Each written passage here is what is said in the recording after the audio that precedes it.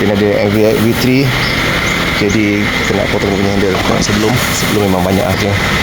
Memang boleh masuk jari apa semua. Jadi owner request dia nak bagi rapat je. Tak nak terlalu rendah sangat. Dia tak nak rendah sangat. Jadi kejap lagi kita tengok macam mana datang auto cuncun untuk abang ni. Baik, MVX V3. So bawah sini macam ni. Nanti kita adjust cuncun. Okey. Dia tunjuk video yang selepas siap. Okay, so ni ada MVX V3 datang dekat sini. Dia buat potong handle. Memang lawa geng. Abang boleh tengok solid habis. Motor baru 2 minggu kalau kedai. So kita tengok kat sini. Depan memang rapat, cuncun. Ini owner request dia tak nak terlalu rapat sangat. So kita tengok dekat bahagian belakang. Bahagian belakang kalau nampak situ dia masih ada dalam keping ke 2 keping kertas gitu lah. Sebab motor baru kan. Sayang dia nak potong ini apa semua. Tapi ni belakang kita gosok sikit lah. Nampak fitting semua cuncun.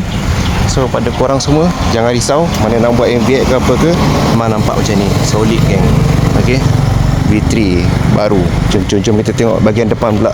Depan look dia macam ni depan macam ni memang cuncun. Okey, sebelum tadi video tadi korang tengok ada gap sikit yang boleh masuk jari, boleh masuk tangan. So jadi ini memang cuncun lah. Okey, pada korang mana nak buat MVX V2 ke V3 ke V1 ke, datang je sini, kita fitting cuncun untuk korang. Okey, Papa Roger. Ni abang ni owner daripada Gombak abang Gombak steady.